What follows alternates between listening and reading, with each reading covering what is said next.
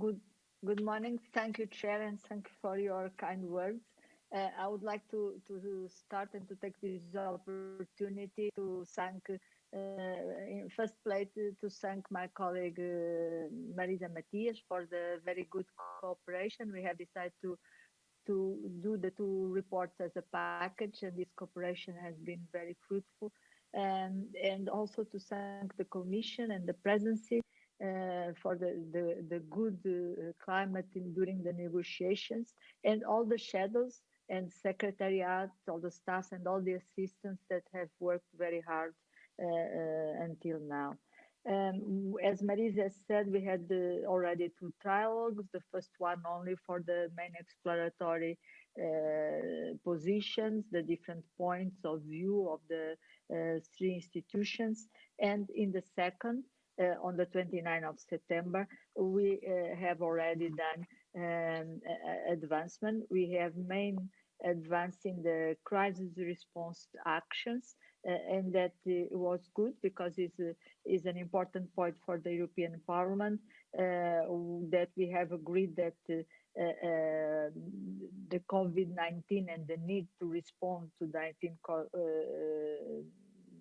the COVID-19 should be inserted both in EIT regulation and SIA, and we should mention the possible actions due to the crisis, both in terms of flexibility in the administrative and financial procedure, but also that the KICs, respecting their independence, but they should take into account the present crisis in their activities and the plan of their activities. We also agree that no budget should be assigned to this special budget assigned to these actions. The second point that we have agreed, and is also a flagship for the European Parliament, is the RIS, the Regional Innovation Scheme, and the synergies with the structural funds. The synergies were not there in the proposal of the Commission and the Council, so it's a proposal of the Parliament that we associate these synergies with the regional funds to the Regional Innovation Scheme. And we really fight for this, and there is already an agreement to this. So we have agreed that the need of the RIS to act as a leverage towards the regional funds and the structural funds in general, and also to the recovery plan.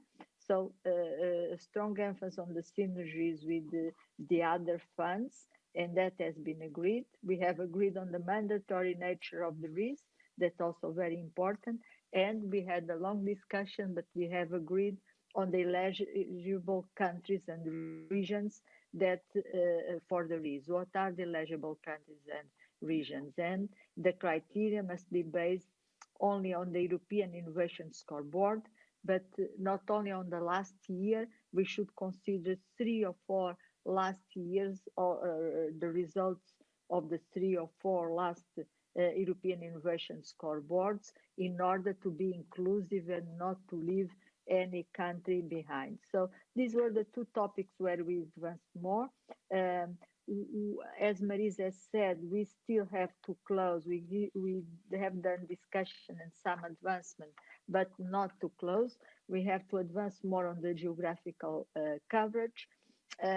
We have a general agreement that we need a better geographical balance, but Council and Commission do not like the word geographical coverage, so there is a question of also here of wording, but there is in content substantial still some disagreement on European Parliament calls for openness, and this means open calls, open call for partners, open call for projects, while the Council and the Commission are reserving the open calls only for some activities. This is very important for us. We want to push for transparency and openness in every possible distribution of fundings on the EIT. The second is on the criteria for equal scores. We want that there is a secondary criteria when we have equal scores on excellence and impact. and align this to the Horizon Europe to have, for example, the gender mainstream and the number of countries diversity and the presence of SMEs, and we still didn't agree on this second criteria. And also the inclusion of innovation hubs, we still need to further clarification. And everything that is related with budget, the budget distribution, and also the two new kicks that in certain way are related with the budget, and the post 15-year relation between the EIT and the three first kicks, if they continue to receive institutional fund.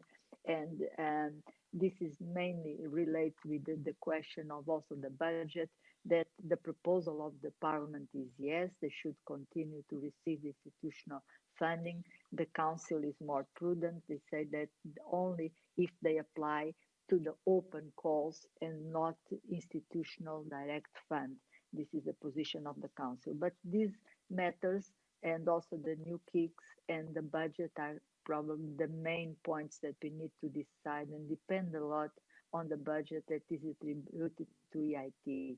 So we just expect that our colleagues first of the overall budget committee will negotiate an ambitious budget for Horizon Europe, and from Horizon Europe we get an ambitious budget for EIT, so that we can close these points that are still open due to that we don't know yet the exactly budget for the EIT. But otherwise, the negotiations are going well, but it depends, of course, on this magic figure for the budget that we will get. Thank you very much to all, and thank you, Chair.